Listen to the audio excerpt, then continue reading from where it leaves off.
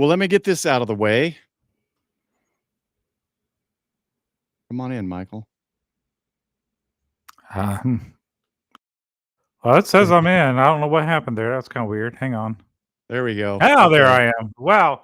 New software, guys. We're trying to do a little experimentation here. So I got to pull chat up. There we go. I got chat now.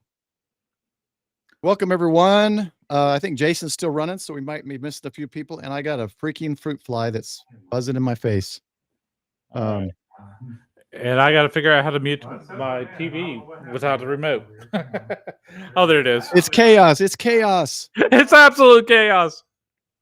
Howdy, y'all. Living together. So we're doing something different. Obviously, we're using new software. We're using Restream, and we're actually streaming on the Prep and Paul channels, YouTube and Trovo.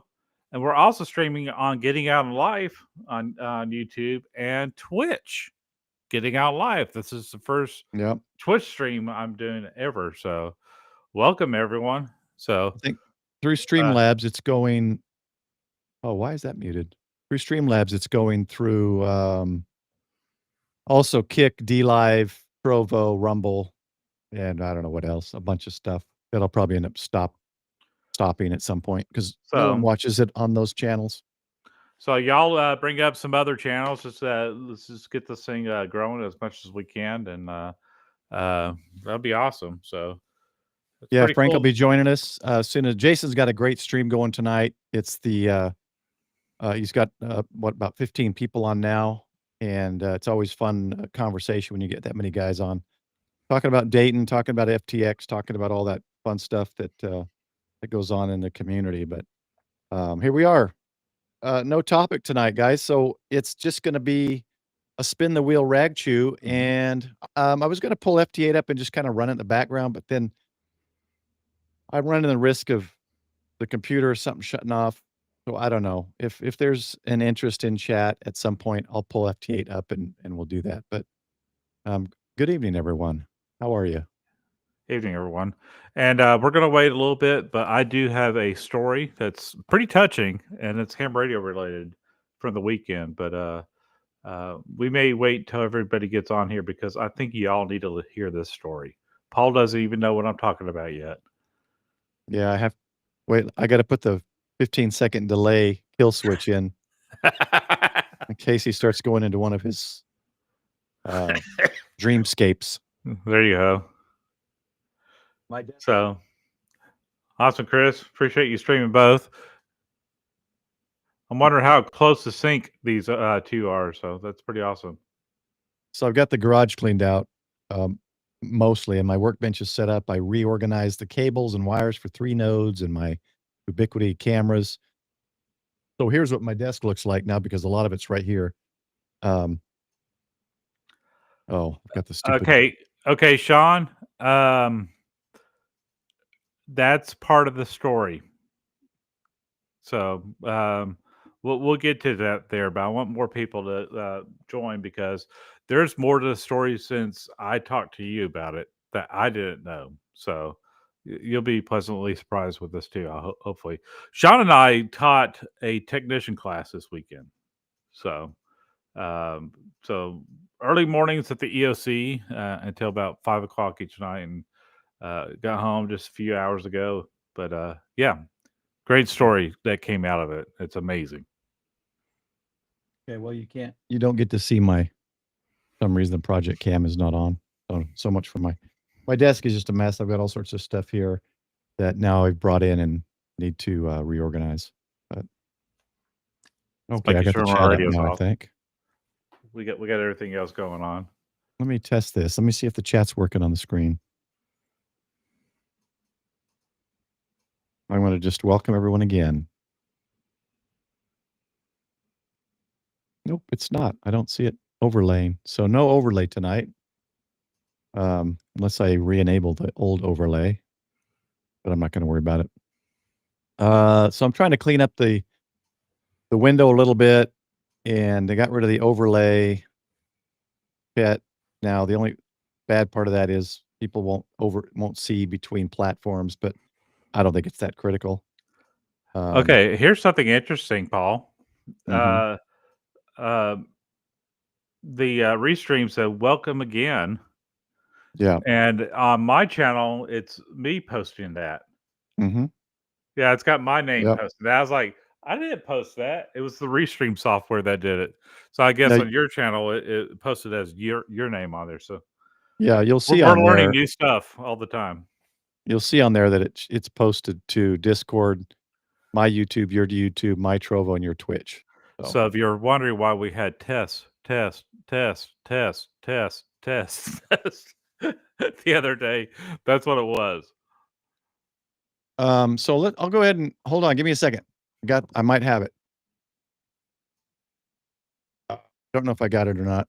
Fly landing on my Oh, your fruit fly? fruit fly. I'm gonna have to set out the apple cider vinegar trap. Now For I those who have don't know, it's a great trap. Little bowl, apple cider vinegar, cover it in saran wrap, poke a bunch of holes in it, flies go in and don't come out.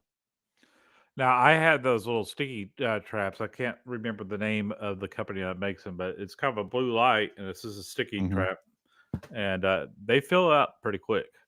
So So I would like to congratulate on stream, Sean Clark in one SAW. He was the winner of the Dayton 10K giveaway, the blackout edition ICOM 2730.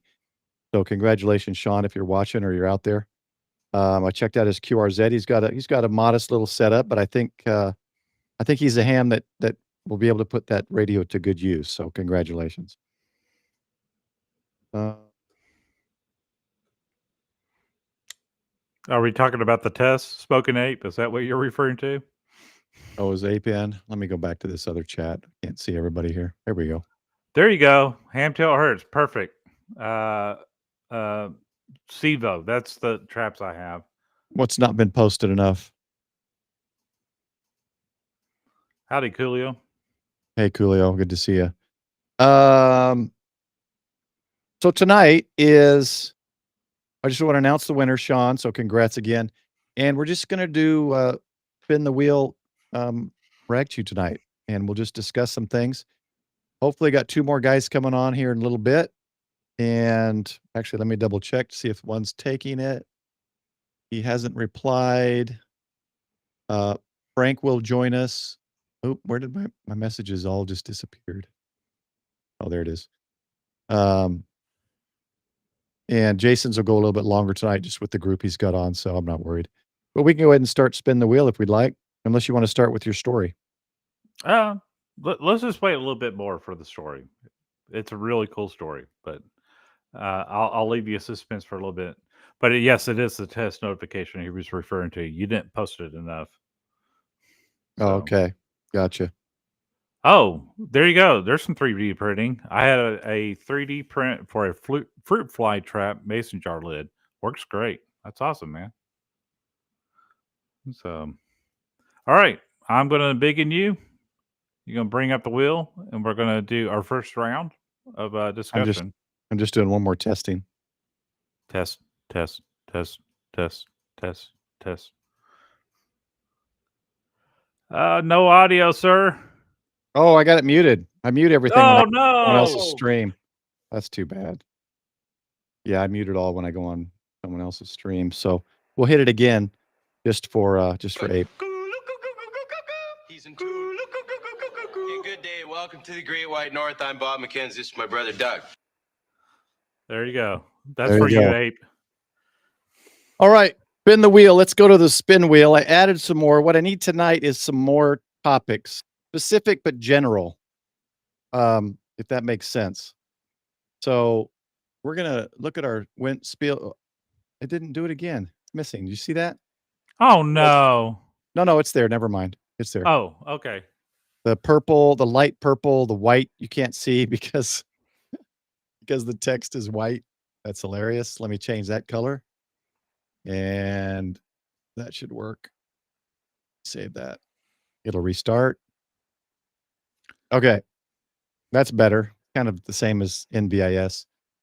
And then we'll just discuss it. But so look at all these topics for future spin the wheel, and I can even add it tonight.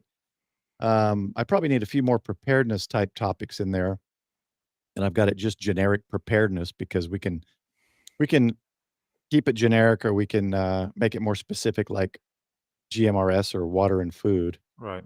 But let's go ahead and spin it. Brocam, if you want to post that on the Discord, we'd love to see your trap. But go ahead, Paul. Here we go. Our first topic tonight, NVIS. And the marker is basically between the P and the H on PrepHam there at the bottom of the logo. So NVIS. All right. So to the group, any questions about NVIS? And also, so questions about NVIS, if you have any. Best antenna used for NVIS, if you've got it. Your uses for NVIS, if you use it already. So basically, we're going to Ragchew a little bit about anything NVIS, and it can be in chat, and then I can also bring up a few things myself. I'll bring up your basic stuff. I think most of us that I recognize the names know NVIS. I'm going to say NVIS every time. I'm not going to say NIVIS, and I'm not going to say NVIS. I'm just going to spell it out. It's not NIVIS. It's never been NIVIS. Yeah. NIVIS is a. That's not the screen I want. It must be a California. NIVIS must be a California thing. There we go. So, okay, time to get rid of the chat. Evidently, it's not working. Okay. So let me pull it. Let me embiggen you one more time. So a great resource for all things radio, I like to refer to a lot, especially for the stream, is hamradioschool.com. So for those who don't know, NVIS is a type of communications. It stands for Near Vertical Incident Skywave. So if you look at the meaning near vertical, you're trying to get a more vertical bounce off the atmosphere to make your transmission come closer than the normal bounce. And this is a great image of to explain it. Normally, people are doing HF signals and like contesting and stuff, where you're trying to reach other countries. You want that bounce to go farther out, but NVIS will bounce tighter. So the comparison would be a long skip between with the bounce of your the bounce off of your antenna, depending on the antenna configuration. And with NVIS, the concept is, of course, to bounce a near vertical, right? So that it bounces in a shorter skip so that you can hit people in a closer range, a more area or regional communications, which comes in very handy for military and for emergency situations where the city or the city surrounding you may not have communications, but to reach outside of that area, an NVIS configuration can work great. I say NVIS configuration because there isn't really, and there could be an argument here, but there isn't really an NVIS antenna. It's the configuration of the antenna, because a variety of antennas can be used. Here's two of the most common NVIS antennas, and it's a dipole and an inverted V, which is basically a dipole and an inverted V configuration. Now, those are regular antennas, but in this configuration, they become more of an NVIS antenna because you want it to be that quarter wavelength of the frequency you're using above the ground, so that it reflects off of the ground and gives you that skywave propagation in a more of a vertical direction. I personally use inverted V because I don't have any place to connect two ends of a flat top dipole. Mine is inverted, but it's also an infed. It's not a dipole inverted V, and mine works great. So ideally, you want that quarter wavelength, and one of the good things to do is to lay my counterpores wire actually goes underneath it as a reflector. That wire acts as a reflector to kind of help, they say, improve your forward transmission or forward power from that in that vertical direction you want it. I don't think they have it anymore. Looked at this earlier. Nope, they don't. They used to have the military style one. DX Engineering has one. It's an antenna that I used. Let me come off here just in So case. is that the Chameleon one we were talking about earlier? The Chameleon I has think one. Chameleon has one. Yeah. Yeah, they have one. Is that what DX Engineering? Is that what the military uses?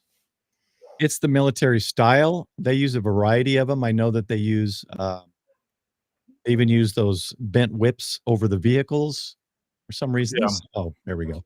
And we actually have that over one of the vehicles in the county. It's a long green whip, and it bends from one corner of the vehicle to the other corner of an F-350.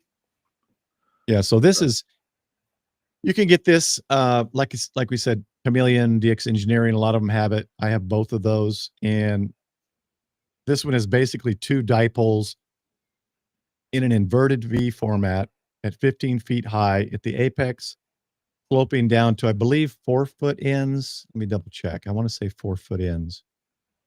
The ends are 4 feet, I believe, off the ground. And if you want to build one, there's lots of places that show you here. This shows you the lengths of how to cut your wires. And if you look at the top here, you can see a dipole going this way and a dipole going this way at 90-degree angles so that you don't interfere with the wires don't interfere with each other. But what you basically have here is 2 tuned dipoles, and in this configuration can give you, say, 40 meters and 80 meters, which are predominantly used as the frequencies that are best for NVIS. You can use 60 meters as well. So this 25-foot is probably a 40-meter length, and then the 38 is probably an 80-meter length. And you could use either one of those as needed in one antenna setup. Very simple thing to fix. All you basically need is the mast, something to put it up in the air, and then these insulators and some type of ropes to tie it down. And I believe these are 4 feet high in this configuration. I've not been watching chat. What do we got in chat? Well, we got just some comments. People saying that their EOC uses NVIS often, and ours does too. We have an NVIS setup at the EOC. We have an NVIS setup on one of the vehicles, as Paul was talking about.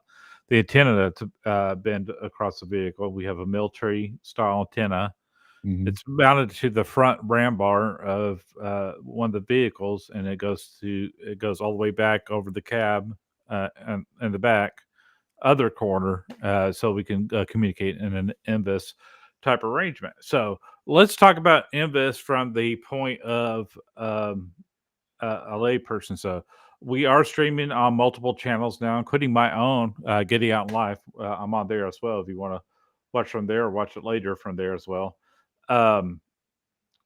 What is the purpose of NVIS? So what happens with a regular, let's say a tri-band Yagi? As you know, when you send a signal out, it's going to skip over some distance and then come back down to Earth. And that's how you get those longer distance contacts. But when it skips and it hits the ionosphere and it comes back down, the problem is this gap here will not hear you whatsoever, and you can't hear them. But you can talk to the person at the whenever it comes back down either end.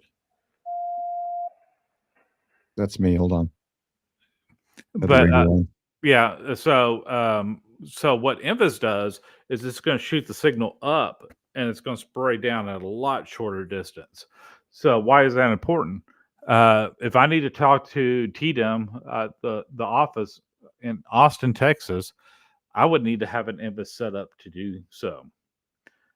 Even contacting Oklahoma 40 meters is a little bit of a struggle because we're a couple hours from Oklahoma, where Paul and I reside. So that's the reason for NVIS. It's near vertical incidence skywave.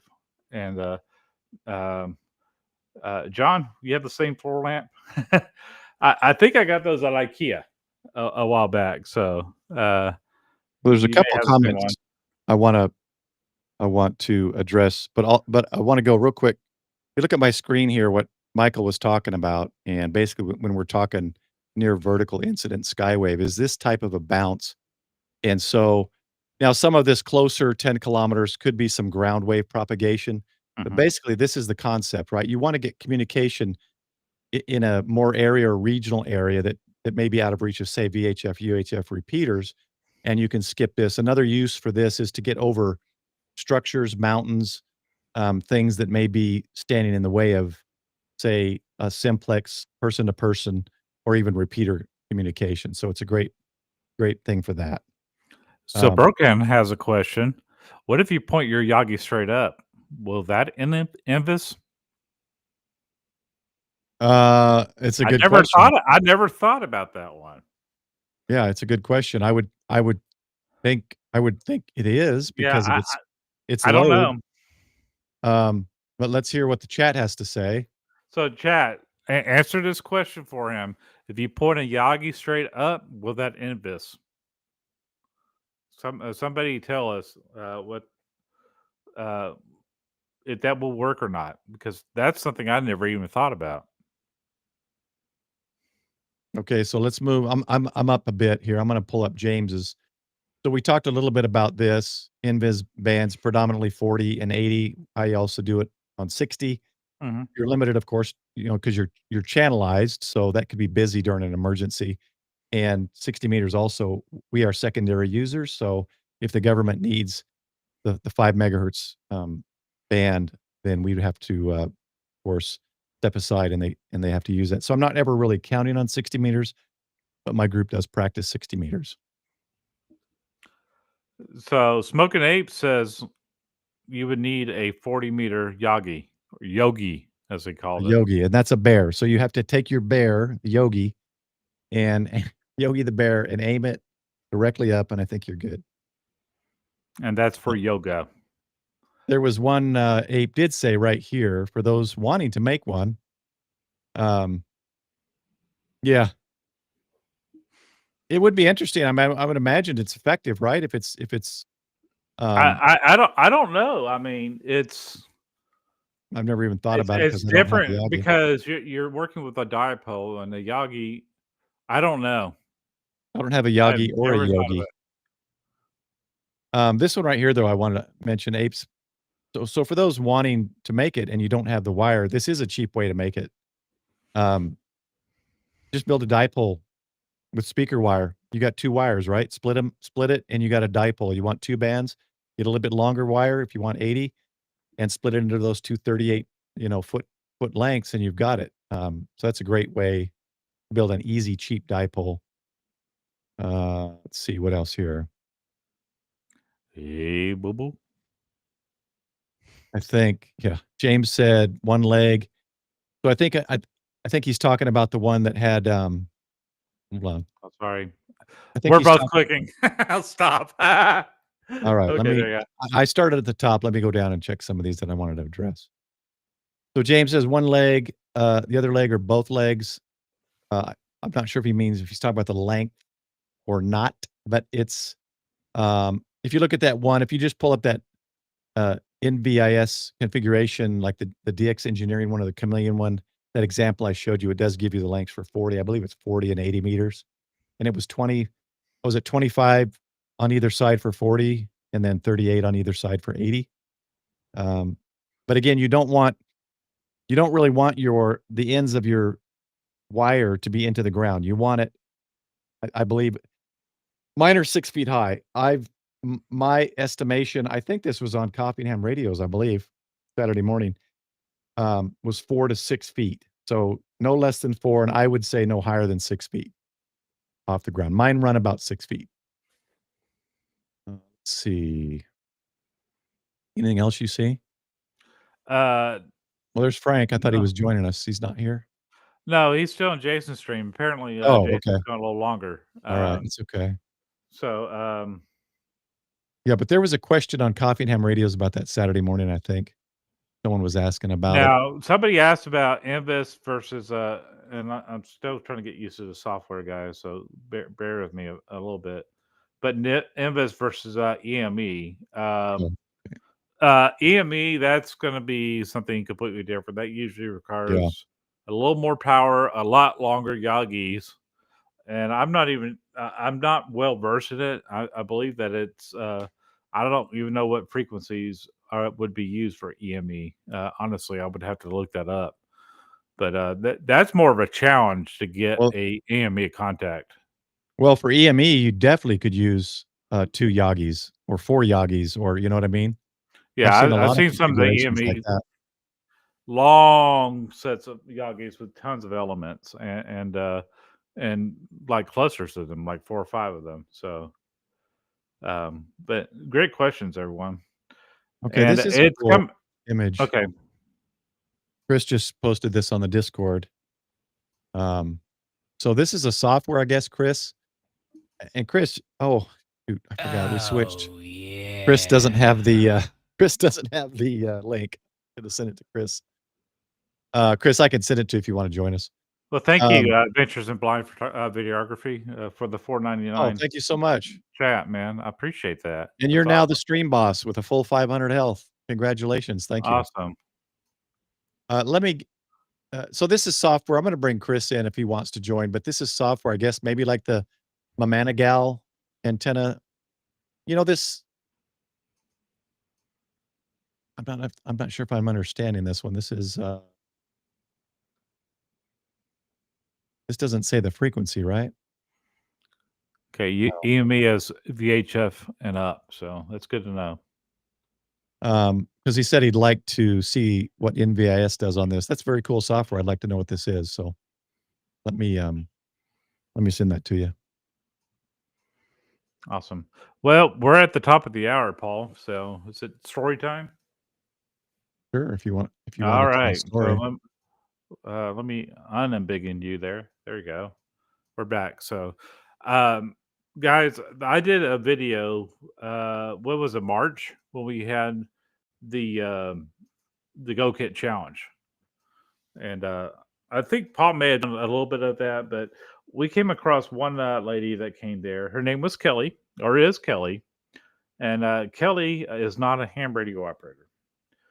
But Kelly remembers growing up, and her stepdad would work playing with the HF radio, and she would sit there and read in the same room, and that was their special time together.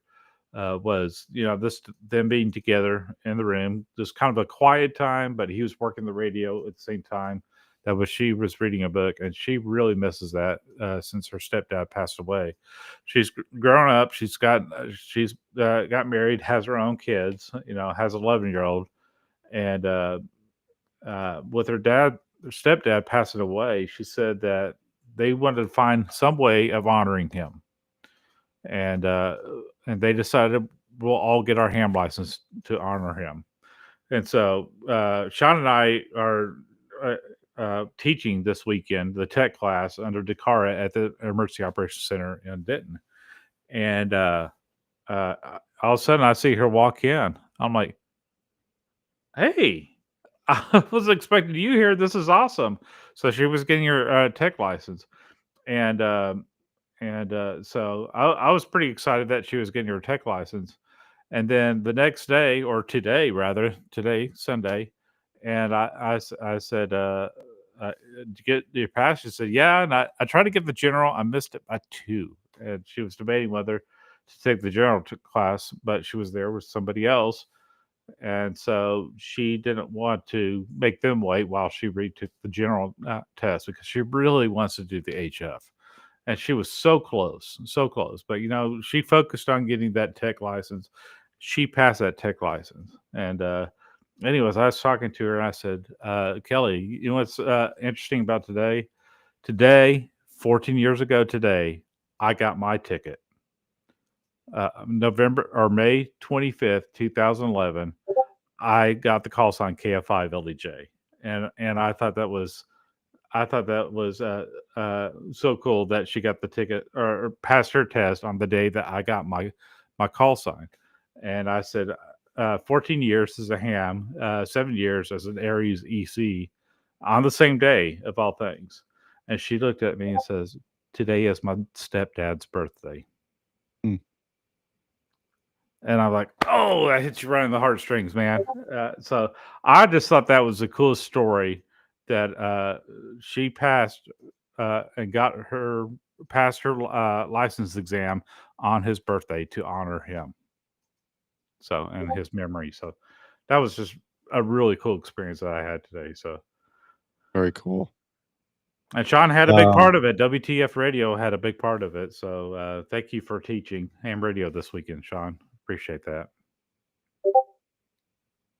Yeah, Sean won't be joining us, but he is in chat, I believe. So yeah, there he is. He is. He's having to work, but he's.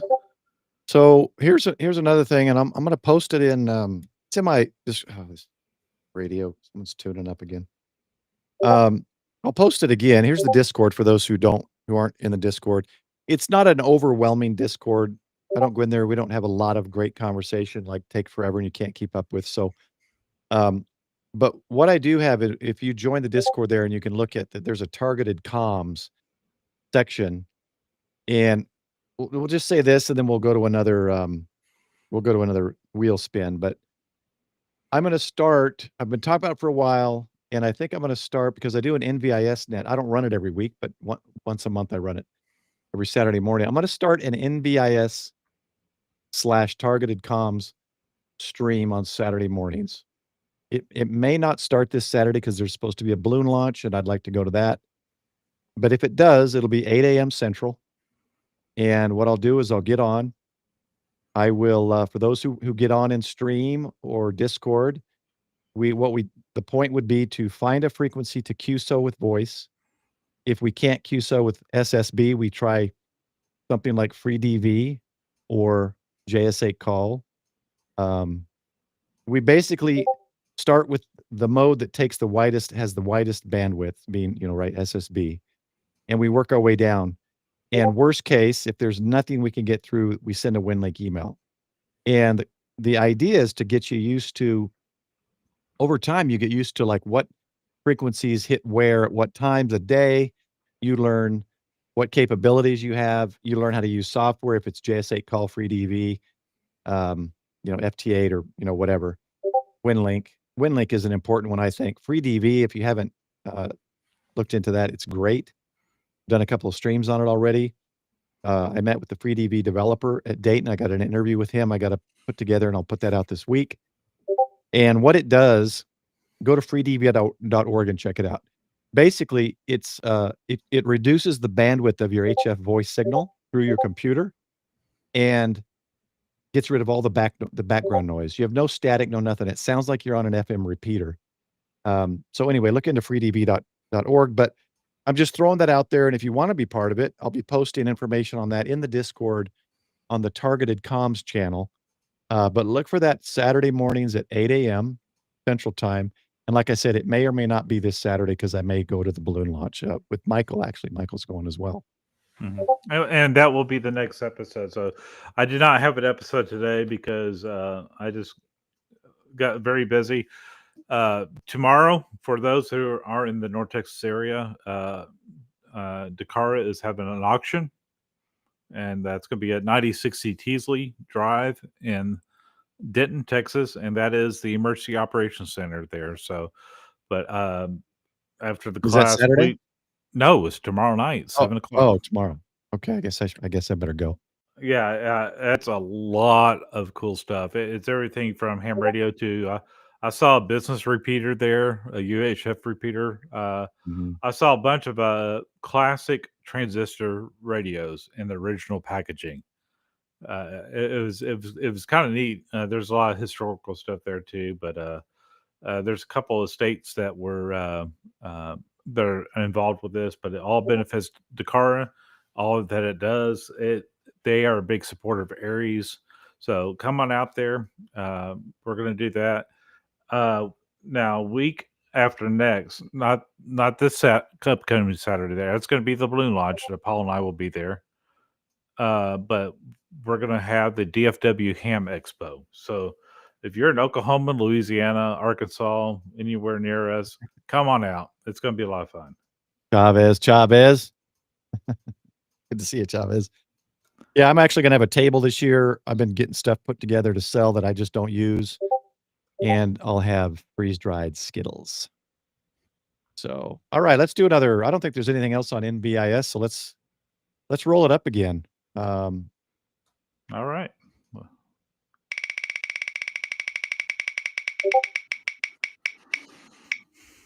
VHF, UHF. Interesting topic.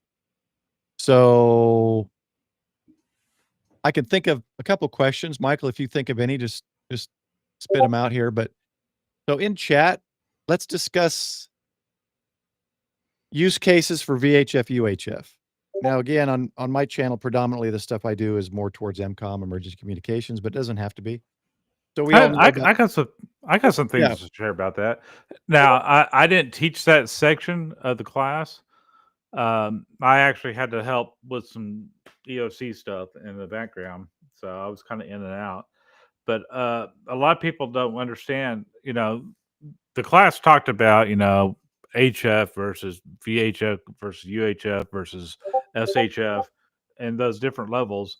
But why do we have the different designations for everything?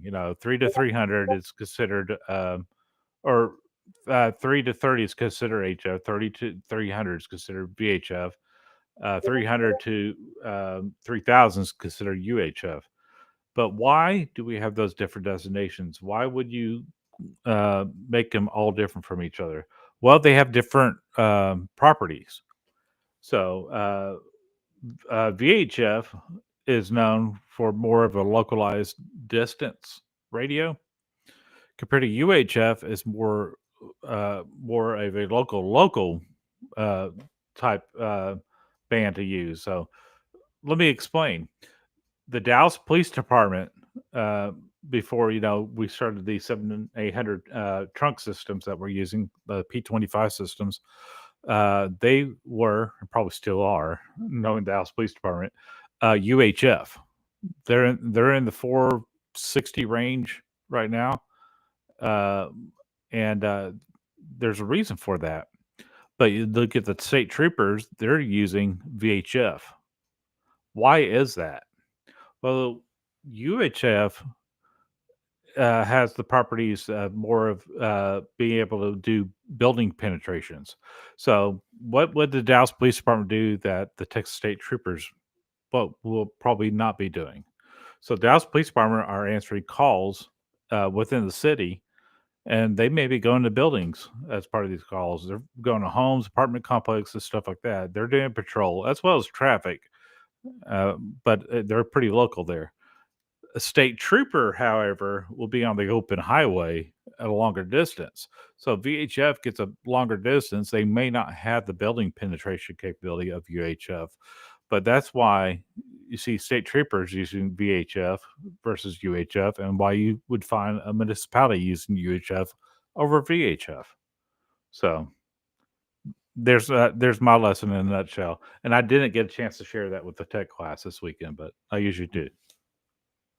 my main use for VHF, UHF might be like most, and that's just pretty much repeater use. Net check-ins, stuff like that. It's great if you're overlanding, off-roading. You got more power than an HT, and mobile have some more options, different antenna options. Now let's talk about what I do with Aries. So we have certain teams, and they have training on a wide variety of tasks that help assist public safety. And one of the things they do is search and rescue. We get called out quite often. In fact, I was listening to some traffic on somebody they were looking for that went missing or decided to not come home in time. The situations that can come up. Well, during a search and rescue, we did a drill recently, and the terrain was difficult. In fact, from where we were staging command, I stepped away from there and I lost cell signal. I was talking to somebody on the phone. I took 2 steps backwards and I lost the signal completely. Now, we were able to talk on the 9.2 repeater up there, which is our big VHF monster repeater. It's got a 300 watt amp on it. And then I go down the hill just a little ways to the little amphitheater they had, and it was completely dead. We could not hear the 9.2. So what do? We brought out a UHF portable repeater. And with that, we're able to get up and down the hills, through the buildings, the brush, all that, using UHF. But say we're also needing to do water search areas. Maybe we have multiple search areas. That repeater is has a VHF link on it. So we have a big chunk of the most common VHF repeaters programmed in a secondary radio that plugs into that Kenwood repeater that we have that's on this tower. So we're doing search and rescue. All the people on foot are on UHF in that area. And then the 9.2 repeater, our big, huge repeater up on TWU, was linked into it. So if somebody at the EOC needed to contact us through the VHF, they were able to do that while our search teams were on UHF. And not one time do we lose any communications for that whole exercise. Plus, we were using APRS with the APRS receiver on the property we were doing the search and rescue. We weren't using the digipeaters or APRS FI. We were receiving it directly using some new setup that we got.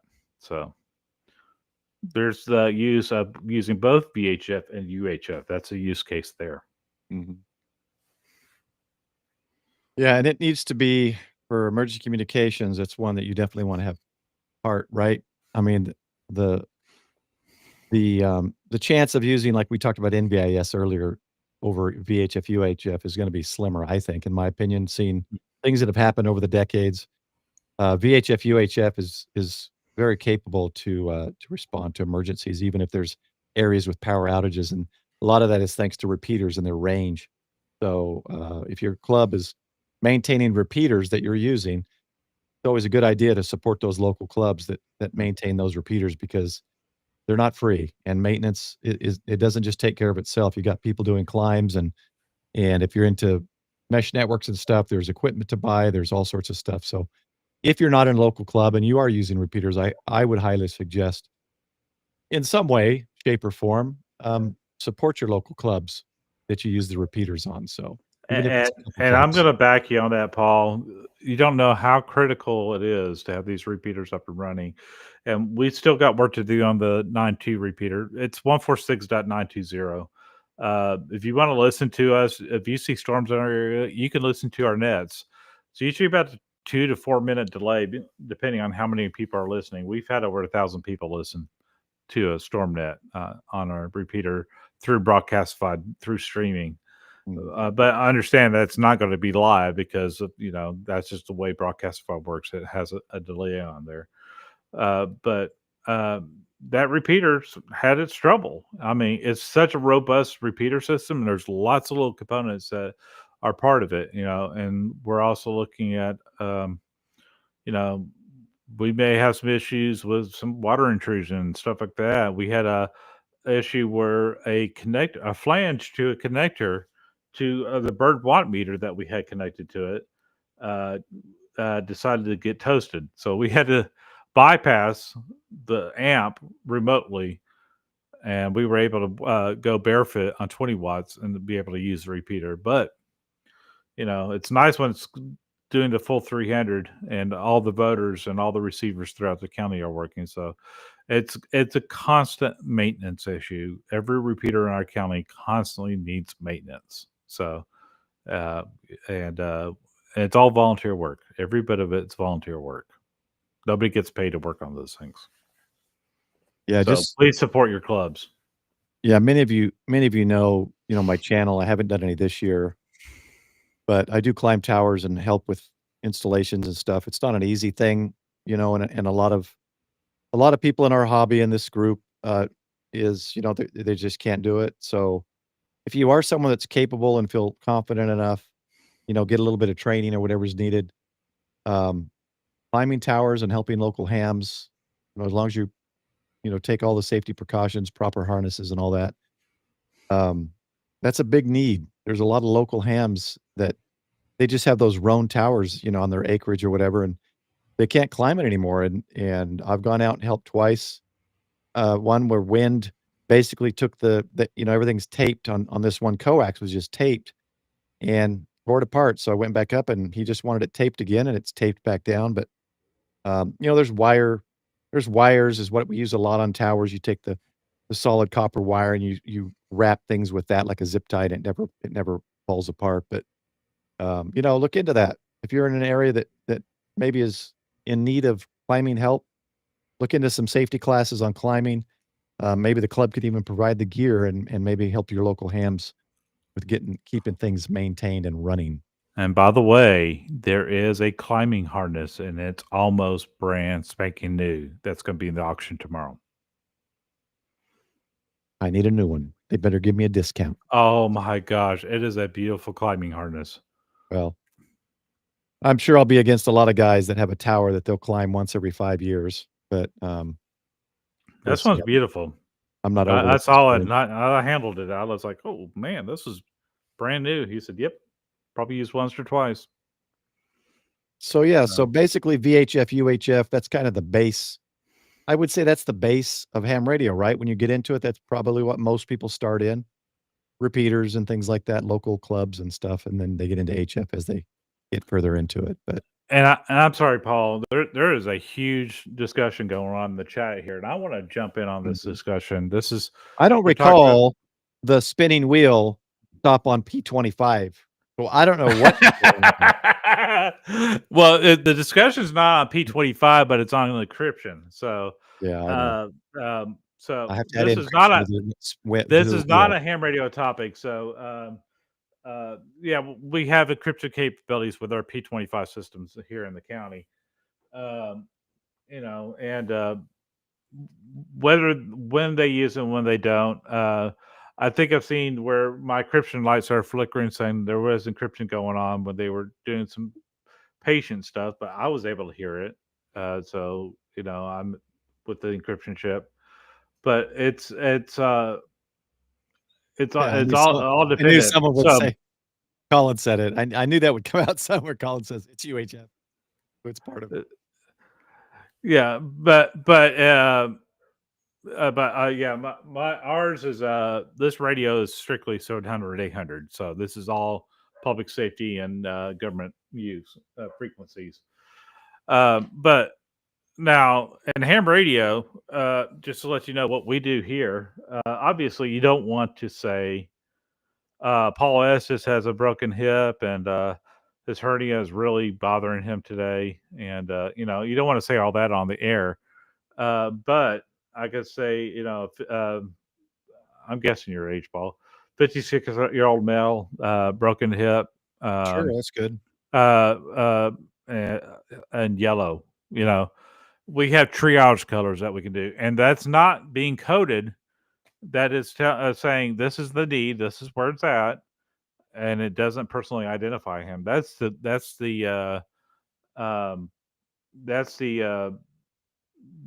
key there is I'm not going to personally identify Paul. I'll just say 56-year-old male, broken right hip, yellow, which means if you don't know triage colors in the States, you have green, which means they're ambulatory. They may be injured, but they're ambulatory. Yellow, they may have a broken bone. They're not ambulatory, but they can wait. He's fully cognitive. He's talking to me.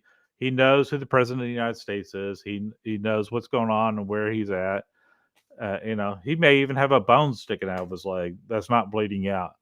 He can wait.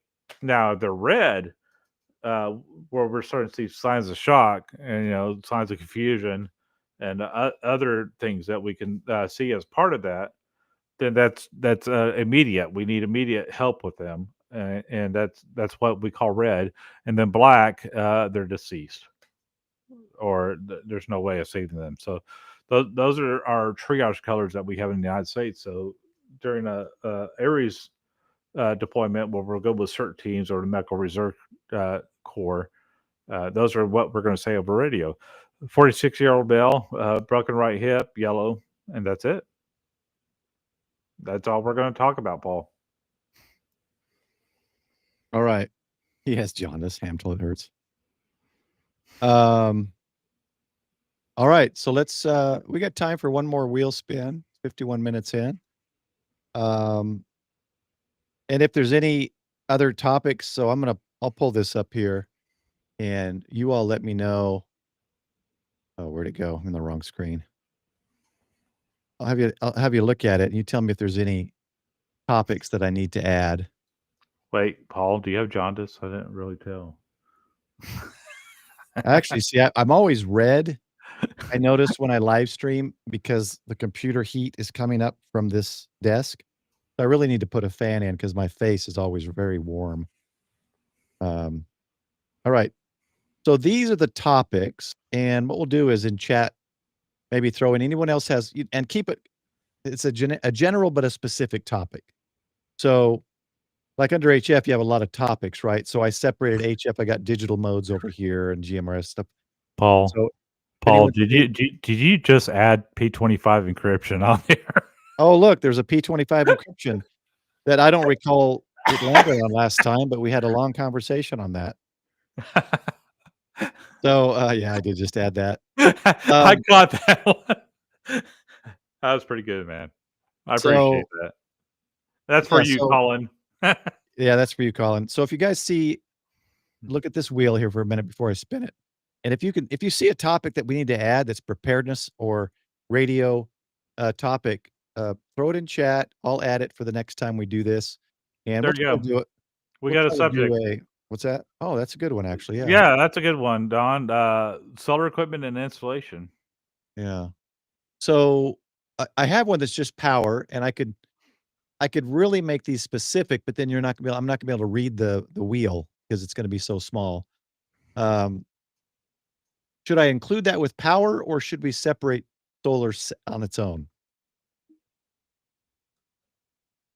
I could do power/solar, or should I do like Solar is kind of its own solar/battery? thing.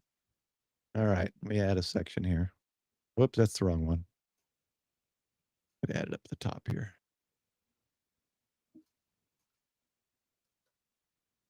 Solar. I'm just gonna put solar. Whoops, white doesn't work. We found that out. Well, let's do another yellow, orange. Oh, and I just want to comment on this. James said we use bib numbers and plain language for the Memorial Marathon at Oklahoma City. When we do races and stuff, we do that as well. We will identify with just the bib number because it doesn't personally identify the person. But if we'll give some details that are needed for emergency services to get there. But we also have a rule that we will call 911 if need be, and then we'll come on the radio and tell net control that we did contact 911 and the reason for it. So, but everything is going to be confidential. That no personally identifiable information. That's the key. I'm going to edit one real quick here.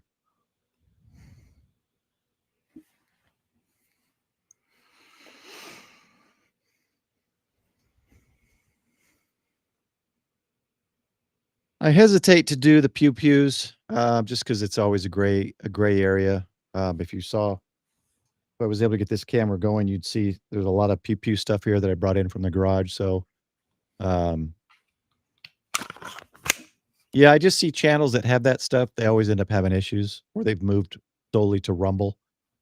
K6UDA is a good example of that. Had a great channel, and the YouTube police basically got him to move that over to Rumble.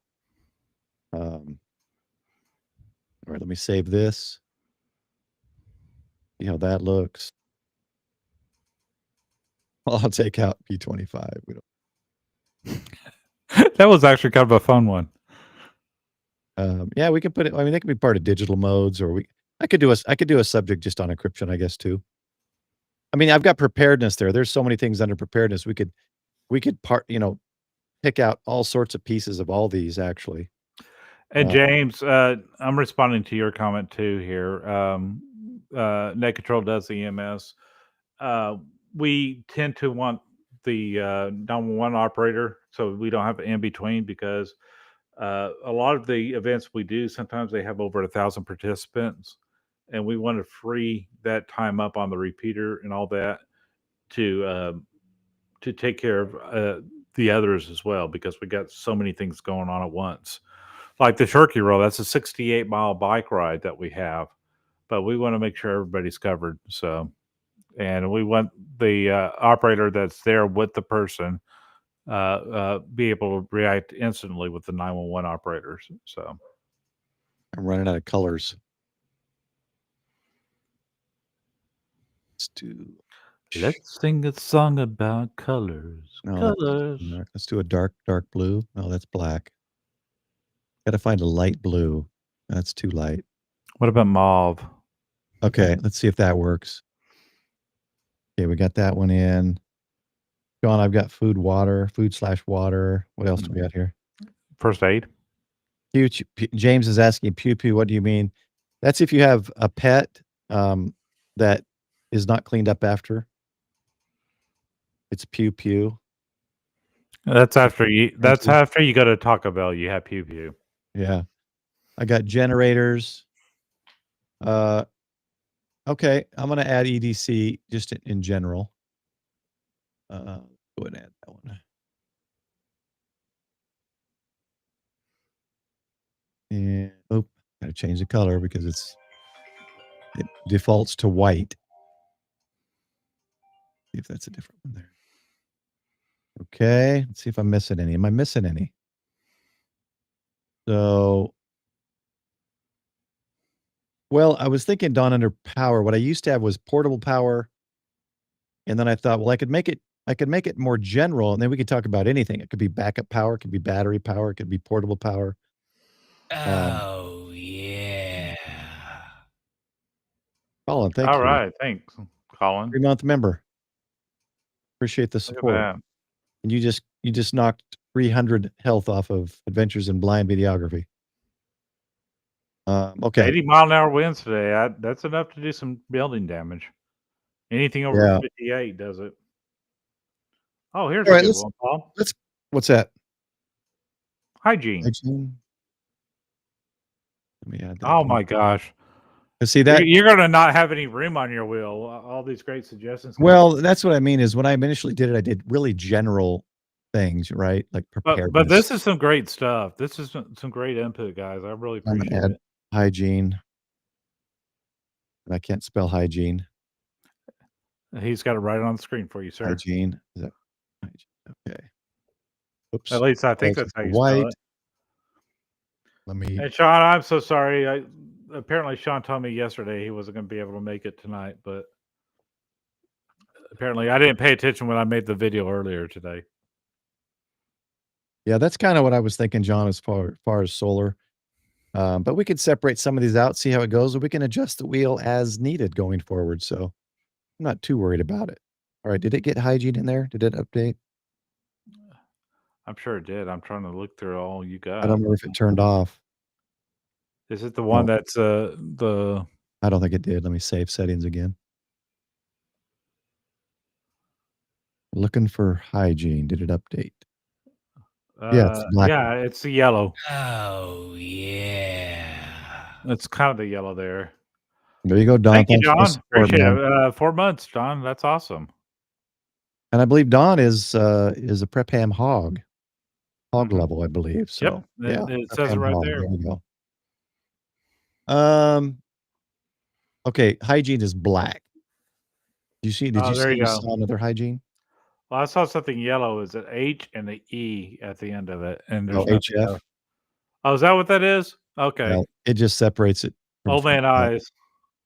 All right, we're gonna spin it. One more quick conversation, and then we'll close it out for the week.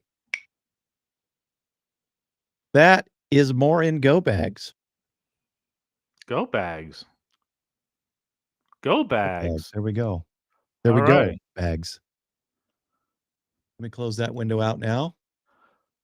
So, and see again, even there, go bags is general, right? Are you talking about a radio kind of go bag? Are you talking about a 72-hour kit? Are you talking about a, we could talk about EDC. What's in your EDC bags? What's in your auto bag? So there's a lot of things under that as well. So comments, throw out a couple of thoughts and ideas. I know even between Michael and I, my go bags are predominantly in bags, and I know Michael has, I think, is it your 72-hour or grab and go is in tubs? I got like my HF and a tote.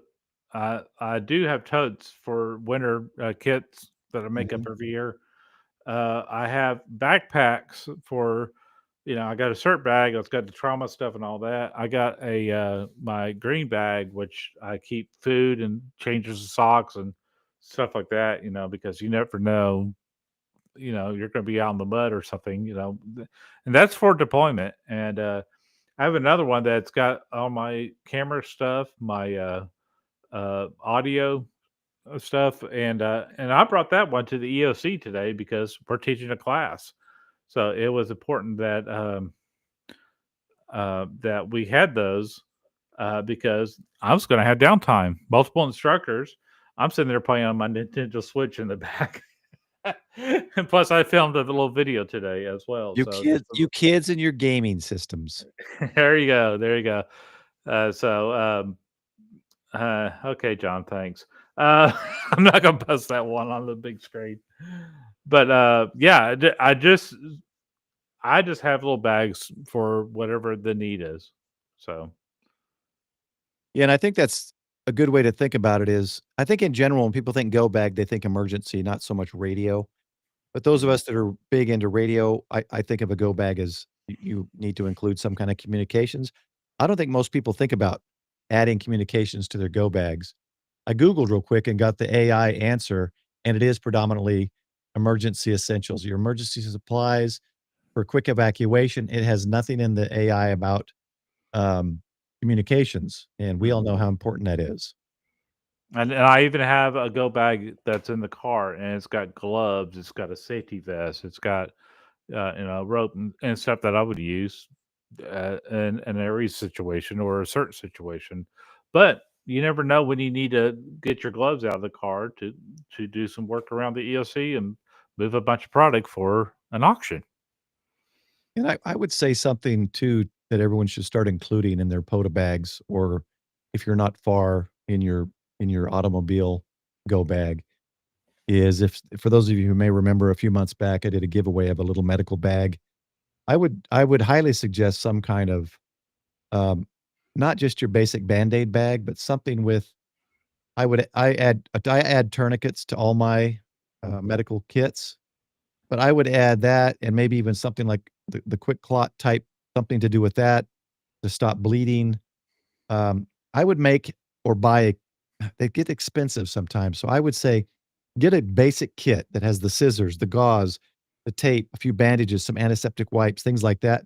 And then I would add to that quick clot type product, um, tourniquet type product so that if you're on a POTA and someone gets injured, you have those medical supplies. I think that that's something that we need to really you're on soda and you're hiking, and I would have that something like a Molly pack where it's attached to your backpack for sure. I would have that as a So, so but Colin, I opened up my bag and I had like 6 ham radios or 4 ham radios and 2 GMRS radios in my bag. I also we were looking to find some batteries to replace for the mics, and I had my battery go bag that I keep in the car that has over 100 batteries, and I've shown that on this show before, where it's got a section for D cells and C cells and double A's, triple A's, 2032s, 2050s, and 9-volt batteries, and so that's something that I always try to have that with me at times. Flashlights, believe it or not, I really don't have many flashlights in these go bags because I have 3 or 4 in the car that are very high power flashlights. One of them will last for 12 hours on high, and they're rechargeable. So I'll just switch it out, recharge one while I'm using the other. So uh, I don't put everything in one bag though. That way I'm able to customize things a little bit more. Mhm. That's just my line of thinking because I remember, and Paul, I don't know if you were there. You may have been there. We had a search and rescue in Little Elm, and Mhm. one girl, she was ready to go, and she packed everything in her bag that she could ever think of for a disaster. She put her bag on, and she started Yeah. falling backwards. Were you there when that happened? Yes. I think you and I caught her before she cracked her head on the ground. I'll never forget that. So don't overload yourself. Don't overload your bags because just have hey, in this scenario, I need this. In this scenario, I need this. And sometimes you need to take 2 or 3 bags because you don't know when or how you're going to deploy them. So, And I'll say this too for those who may not have gone through CERT or any kind of medical training. And the reason why I like to highlight and talk about anything that what was mentioned earlier called "Stop the Bleed," which has become a big thing since shooting incidents, is the three killers that you learn in CERT medical triage class are the three killers, which is shock, obstructed airway or breathing, or not breathing, and bleeding. And those are the three things that can basically kill you. And if you know CPR, that's an important thing. But no matter how much CPR you perform on a person, if every time you pump, it's shooting blood out of some major artery that you can't you haven't stopped with pressure or something or a tourniquet, it's not going to help them. So I think uh, bleeding is one that you can do. Very shock is one that you can, a blanket and just raise legs or whatever. There's some basic ways of treat shock basically. Bleeding is another one, and that is those quick clots. Those tourniquets are two big key things that can stop bleeding, which can literally save someone's life. Um, and then, of course, airway. You got learn the techniques to try to clear out airways. But I highly suggest adding some kind of stop the bleed type product. And there's a lot. Just go to Stop the Bleed. I think it's stopthebleed.org, if I remember correctly. And kind of maybe they've got some suggestions or things that I don't have any kind of affiliate or anything. I just find the ones that are reputable, good reviews, and affordable. So Paul, did you change our background or did I accidentally do that? No, I changed it because this is the background Michael wanted. Okay. I like this one. Paul says, "Oh, I hate it." So he changed it. No, I just thought it was too busy. I felt like I was on mushrooms or something. But we Not got that a I've ever comment. been We on got a mushrooms. great comment on that from John. The moving background looks like cool, but I kind of feel like I'm running on hot lava. Yes, if we stick with something a little less motiony, you But get the I same like it. effect. I like it. Yeah, I kind of We're like the motion. we're Feels like moving into the after hours, so we'll kind of tone it down a little bit here. there you go. The Um, blue light. so what other comments we got? There was something else, someone said about a vest. Who said that? Let's see. It was a call sign. It was Right here. me. Nope, right here. So, a fly Oh, fishing vest is a great go kit because since you got all the little pockets, pockets there. the hooks, some of them have kind of that MOLLE style wraps that you can attach stuff to, and you can wear it and throw a backpack on the back too if you want. There's usually a big pouch in the back, um, and then when the emergency's over, get your line out in the water and start fishing. You'll be good to go. So I thought that was a good thought. I like that. A few, I don't know, a month or 2 ago, we had Chris from Chris Radio and Life on, 20 or 25-year medic. We talked about medical supply kits too. Check that video out. I Yep, like this. I like this. For shock, if they're pale, raise the tail. If they're yep. red, raise the head. I like that. I like Uh, that. just think of basically the blood flow, right? And so That like I that's said, that's a good. that's a pretty easy one to treat, as long as you know the signs, to prolong the time, that you can wait before professionals arrive. But yeah, fishing vest, I do too, Colin. I think that Yeah, was a good one. yeah. I think I'm gonna start deploying in areas with my fishing vest because I'm not out in the field. I'm always command, but it'd be nice to have all the things there with me. Yeah, the vest, you can put the radio can actually clip onto one of those, MOLLE looking straps on them. I don't think they call them MOLLE straps, but, um, yeah, Yeah. chest rigs. I've been looking into chest rigs. Chris, that's a good idea. If you have a backpack, I think the chest rig is a good option because your back is clear, whereas fishing vest in that instance, if you're wearing a backpack, might if you pack the bag in the back of the vest, it might be in the way. If you don't, then it doesn't matter, but chest rigs. Believe it or not, there's times that I could use something that could hold 3 different radios because I may have 3 radios on me at one time. I'll have the public safety radio, then I have a GMRS radio because sometimes we'll separate GMRS for staging, while doing ham radio for all the operations outside staging, and so sometimes I'll have 3 different radios on me. Sometimes I'll just have the one, but I'm kind of floating around during a command scene a lot of times. I just want to address that one real quick, John. It's a great idea. And you can, your vehicle can be used for a lot of different things, right? You could use it for backup power. You've got an alternator or a battery in there, as long as you got gasoline in the tank. You got a little bit of power there. Your go bag could be in your vehicle. If I don't trust it in my vehicle because I'm in Texas and things would go bad. Yeah.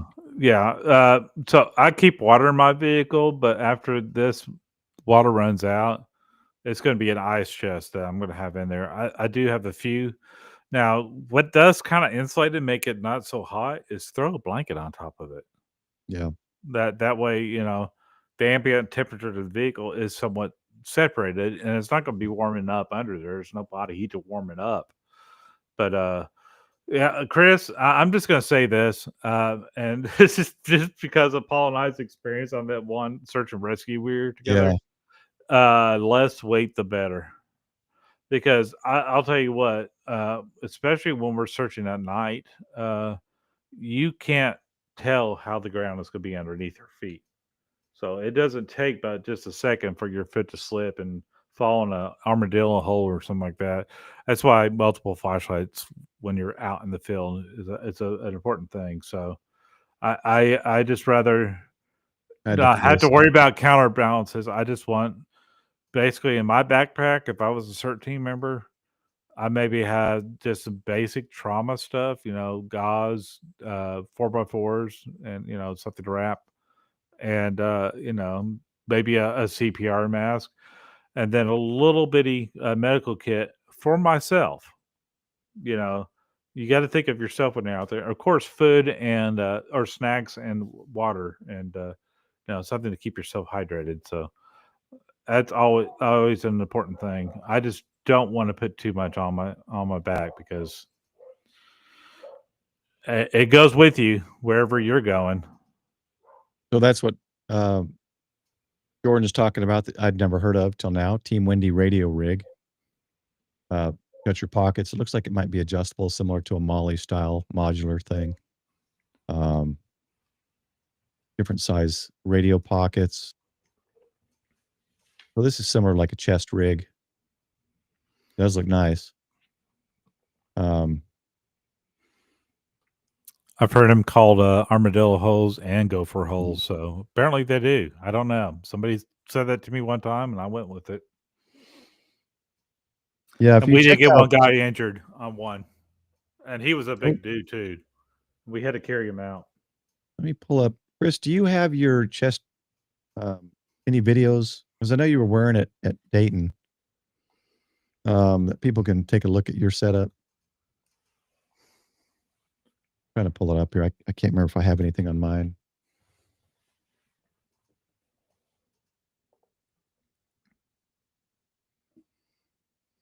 I don't see it there. You have to post it on, if you have a picture or video clip or screenshot, post it on the Discord. Because he had sounds like Colin's going through what we're about to go through tonight. I think our storms are coming around midnight, 1 o'clock. Yeah, so I finally got the Tuesday. I'll have my FTX this week, just the field. But we'll be playing with that down the road. But there you go. Ham to it hurts. Armadillos absolutely dig holes. Oh yeah, that's what people hate about it. They destroy their yards. Oh, wait! John confirmed it. The interwebs confirmed it, so we're good. All right, I think we've finished our spin the wheel. Fucking the wrong one there. Which one is that? Had a fanny pack for Ham Bench, and it was great. But that's the one he had. Whoops! I'm not doing all the clicking. You're doing the double clicking. That was me. I thought it was a click. I was trying to. It shows it as a link. It's a very long link. Yeah, apparently you can do a link if you go through Discord. But I'll just get it on Discord. As long as you don't abuse that, I think we're okay with that. If we do have a problem, we will stop the Discord side. Is that in here? Oh, there we go. No, Yeah. that's fine. Yeah, I just wanted to show it. Bring it up here. Well, you can click on the chat if you want to do that. No, the chat did this when I clicked on it. Oh, that's true. Never mind. You're right. You're But right. yeah, that's a nice one too. Chris Bricker was wearing around Dayton. A nice setup. So yeah, that's another good thing about getting involved in clubs, or going to ham fairs, conventions, and other people is you see these ideas and be like, oh, that's exactly what I was looking for, right? I want the windy rig. That's exactly what I've been looking for, and I never knew about it. So it's a good way to kind of broaden your thoughts and ideas of what you want to do for go bags or Apparently, kit, there's whatever it may be. apparently there's a lot of companies that do these rigs. So the bot took over. So all right, well, so look for it again. Again, it's I may do the balloon launch Saturday. If I don't, look for a stream Saturday mornings at 8 a.m. and we'll do some QSOs. We'll whoever gets on and has a radio, we have to make 100% QSO, even if the QSO ends up being a WinLink email via RF. Let's start working on it. And then maybe broaden it from there, the targeted comms, so that we can get an idea of who we can contact and what method and what frequency and what time of day kind of thing. So I'm curious if you and I can hit each other with HGs. Simplex. I'm curious. I know not we can. simplex. I know You we can't- can with our base stations, but I can't even do simplex to some people with my antenna and 50 watts up in the attic. really, Yeah, that's why I got the Howdy. Little Elm's got some weird areas. Like Mike, who lives in Little Elm, he's got a WinLink station there that Mhm. we use to get into the internet, and I can't reach him from my house here in Yeah. the colony. But I can hit the EOC. I can hit others up in northern part of Denton County, but I can't hit him unless I use the Lark digipeater. So Yeah, we're gonna QSO, Colin. So let's work on it. And I don't know, 8 a.m. Central Time may not be a good time for you. So that's why maybe do a 2 different times a week, an evening or late afternoon one, some time of the week, and then the morning one, and go for there. And what would be great to do actually is anyone else who's live stream capable to maybe alternate, right? If I can't do it every week, someone else say, hey, it's going to be my stream this week, and we try to QSO that person, and just kind of build it from there. It's unfortunate the Coffee and Ham Radio guys aren't going to be streaming for a while, I guess, Saturday mornings anymore at 9. So I won't be too concerned about going over past that 9 o'clock time unless they come back. But so Kelly's saying his member button went away. Is that like a membership is for a defined time, right? Is that yeah, why? membership is 30 days. So if it's past 30 days, the membership may have been expired. So you'll just have to, if you don't have the little icon next to your name and you can't use, if you go down to the emojis, just below where you type in chat, you should see 4 emojis that I made. 2 of them, I think, are me. One says 73, one says CQ. 05, one's Soderoids from Frank. If those have lines through them and you can't use them and you don't have the icon next to your name, then yeah, your membership probably expired. I've had a lot of guys, Jordan, Don, the Grouch, had a lot of guys support the channel with gifted membership. So that's always appreciated. Speaking of which, just want to say thanks, guys. This is not an updated list, so you may see your name even if your membership's gone right now, but I appreciate it. Channel keeps growing. We've crossed 10K subscribers and just gets better and better. 10.1. You're at Yeah, 10.1. We're at 10.1 already, so I hope to keep growing it. And with y'all's support, it's going to allow me to pick up different products and things. And for the near future, I went a little crazy in Dayton and with the FTX and my Echo Flow, smart panel. Mhm. I gotta work a little extra the next couple of months. So to let you know, we are actually streaming this on 2 YouTube channels, and I'm also streaming on my Twitch channel as well. So, Prep and Paul, subscribe to him. Am I pointing at you this way? I can't tell. No, Okay, well, I can't tell from the screen, but okay. Is it working that way? Hang on. just think the Okay. reverse. It's kind of hard to tell because on this one it's actually doing a reverse. On StreamYard it would do it backwards, so you had to point the opposite direction you thought.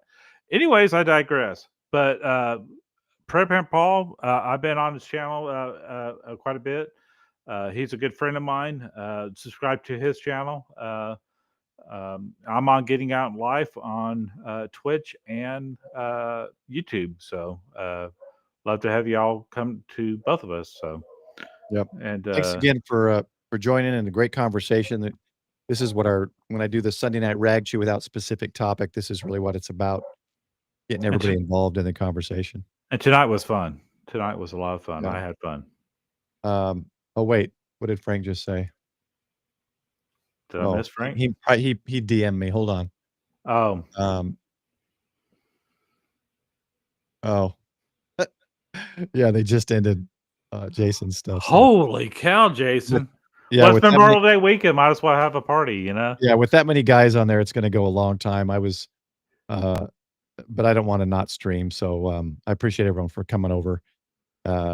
Jason always has a great stream. So Yeah, I never care. If he bleeds over, it doesn't matter to me. People will join me when they want to join. And if they can't, it always posts as a video later. So thanks, everyone. Good day, Colin. Have a good day and good night to everyone else. And we'll see you next week on the Ragchew or Saturday morning, Central Time, 8 a.m. We'll see if we can do some live stream targeted contacts. 73, everybody. All right. Good night, y'all.